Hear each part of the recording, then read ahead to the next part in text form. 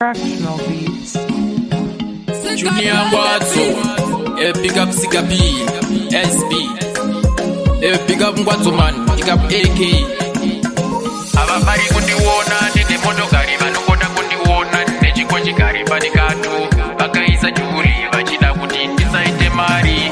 Ndikatarisa pandakakura, inini ndaingotambura, muupenyu ndisina kana anondibatsira, asi nhasi uno ndindakurira.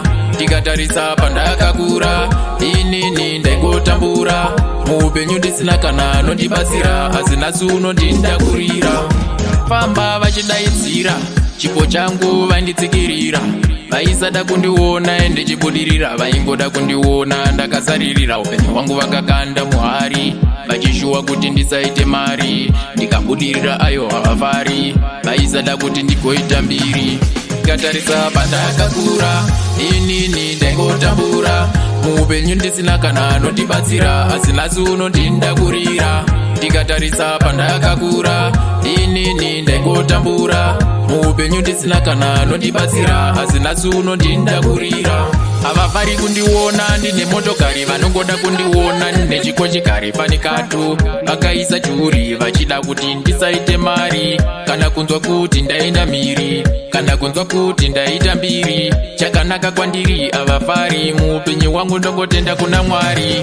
Ndikatarisa pandakakura, inini ndaingotambura, muupenyu ndisina kana anondibatsira, asi nhasi uno ndindakurira. Ndikatarisa pandakakura, inini ndaingotambura, muupenyu ndisina kana anondibatsira, asi nhasi uno ndindakurira. Famba vachidaidzira, chipo changu vainditsikirira, vaisada kundiona ende chibudirira, vaingoda kundiona ndakasaririra. Upenyu hwangu vakakanda muhari, vachishuwa kuti ndisaite mari, ndikabudirira ayo havafari, vaisada kuti ndigoita mbiri.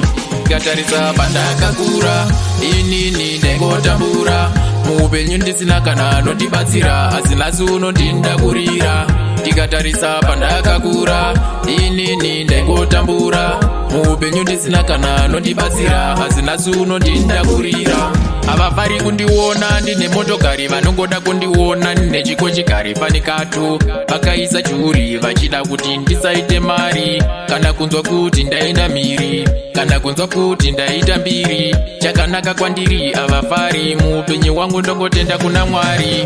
Ndikatarisa pandakakura, inini ndaingotambura, muupenyu ndisina kana anondibatsira, asi nhasi uno ndindakurira.